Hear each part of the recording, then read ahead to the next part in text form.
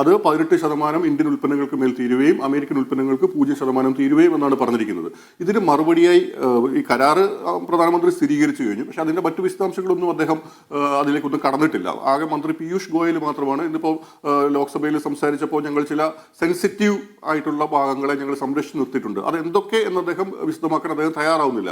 കൃഷിയുമായി ബന്ധപ്പെട്ടും ക്ഷീരമേഖലയുമായി ബന്ധപ്പെട്ടും ചില സെൻസിറ്റീവ് മേഖലകളെ മാത്രം ഞങ്ങൾ സംരക്ഷിച്ച് നിർത്തിയിരിക്കുന്നു എന്നാണ് പീയൂഷ് ഗോയൽ പറഞ്ഞിട്ടുള്ളത്. അപ്പം ഇത് ഏതൊക്കെയാണ് എന്നുള്ളത് കരാറിന്റെ കൂടുതൽ വിശദാംശങ്ങൾ പുറത്തു വരുമ്പോൾ മാത്രമേ നമുക്ക് അറിയാൻ പറ്റൂ. പക്ഷേ എങ്ങനെ നോക്കിയാലും ഈ കരാർ ഇപ്പോൾ ട്രംപ് അവകാശപ്പെട്ടതുപോലെയാണെങ്കിൽ പൂർണ്ണമായും ഇന്ത്യക്ക് തിരിച്ചടിയാണ്, ഇന്ത്യയുടെ സമ്പൂർണ്ണമായ ഒരു കീഴടങ്ങലാണ്. കാരണം ഈ കരാർ നിലവിൽ വരുന്നതിന് മുമ്പ് അല്ലെങ്കിൽ ട്രംപ് ഈ പ്രതികാര ചുങ്കമൊക്കെ ചുമത്തുന്നതിന് മുമ്പ് ഇന്ത്യൻ ഉൽപ്പന്നങ്ങൾക്ക് അമേരിക്ക ചുമത്തിയിരുന്ന ശരാശരി തീരുവ എന്ന് പറയുന്നത് 2 മുതൽ 3% വരെ മാത്രമായിരുന്നു. അതേസമയം അമേരിക്കൻ ഉൽപ്പന്നങ്ങൾക്ക് ഇന്ത്യ ചുമത്തിയിരുന്നത് ഒരു 10% ശരാശരി തീരുവയായിരുന്നു. ഇതിപ്പോൾ അത് നേരെ മറിഞ്ഞ് ഇന്ത്യൻ ഉൽപ്പന്നങ്ങൾക്ക് 18% തീരുവയും അമേരിക്കൻ ഉൽപ്പന്നങ്ങൾക്ക് തീരുവ ഇല്ലാതെയും വരുന്നു എന്ന് വരുമ്പോൾ ഒരു വികസിത രാജ്യവും ഇന്ത്യൻ താല്പര്യങ്ങൾ ആകമാനം ഹനിക്കുന്ന ഈ ഡീലിനെ കുറിച്ച് വിശദീകരിക്കാൻ പ്രധാനമന്ത്രി തല ഉയർത്തി വരുമോ എന്നാണ് നാം ഉറ്റുനോക്കുന്ന കാര്യം.